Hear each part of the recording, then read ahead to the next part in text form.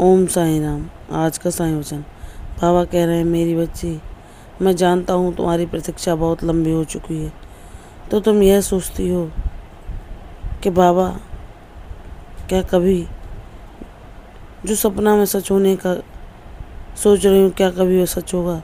तो मेरी बच्ची, जब तुमने मुझको सब कुछ सौंप दिया है तो फिर कैसी शंका, कैसा प्रश्न। जैसे एक पिता अपने बच्चे के लिए कब क्या उपयुक्त है, सही समय पर सब कुछ करता है, वैसे ही तुम्हें कब क्या देना है मैं जानता हूँ। और उसके पीछे जो कारण है वह तुम अभी भले ही ना समझ पाओ, लेकिन जब वह लीला तुम्हारे सामने घटित होगी तुम जान जाओगी कि मैंने तुम्हें इतनी प्रतीक्षा क्यों कराई। मैं तुम्हें कैसा बनाना चाहता था, तुम्हें किस काबिल बनाना चाहता था, ताकि तुम जो मैं तुम्हें योग्यता दूँ उसे संभाल सको। मेरी बच्ची, ईश्वर की लीलाएं अगाध हैं, कुछ भी बिना वजह के नहीं होता। बाबा जो भी हमारे जीवन में करते हैं उसके पीछे कुछ न कुछ कारण अवश्य होता है, बस हम मानव वह समझ नहीं पाते। इसलिए अपने बाबा पर दृढ़ विश्वास करके आगे बढ़ते चलो, और यह भी न सोचो कि कैसे बाबा हर असंभव को संभव कर दिखाएंगे। उनके लिए कुछ भी नामुमकिन नहीं।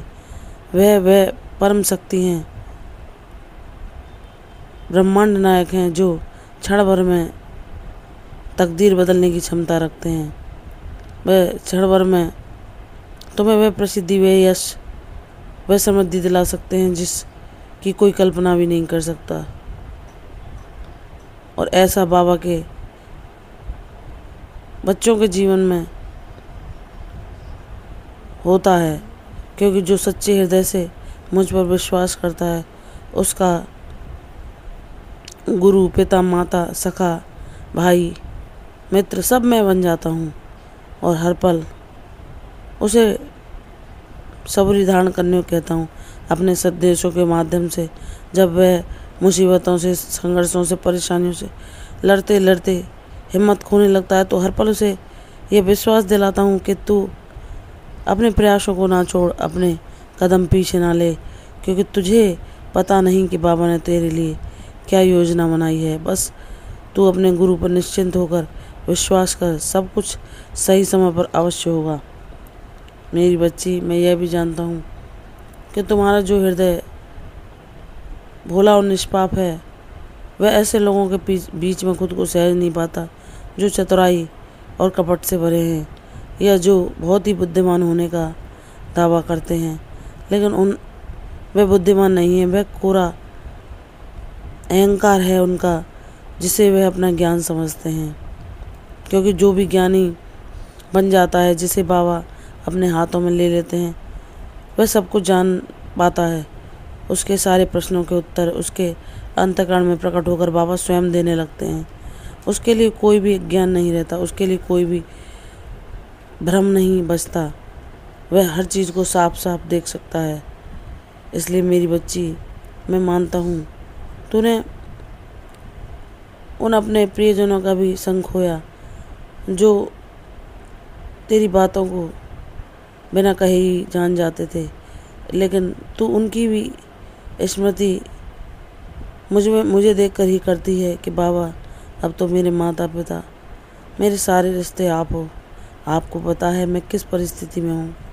लोग मुझे अगर आर्थिक रूप से मदद करते हैं, जो कि आर्थिक संकट किसी और की भूलों के कारण उत्पन्न हुआ है, तब भी मुझे दोषी ठहराते हैं।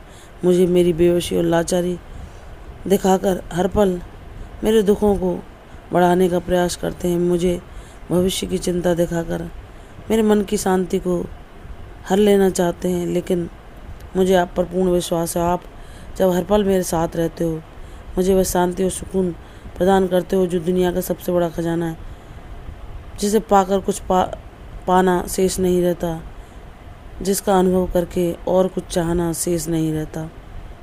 वह परमानंद की अनुभूति जो भक्त कर लेता है, जो बाबा के नाम जाप के द्वारा उनकी ऊर्जा को अनुभव करने लगता है, वह कभी भी किसी गलत संगत में नहीं पड़ता, वह कभी किसी भ्रम में नहीं उलझता।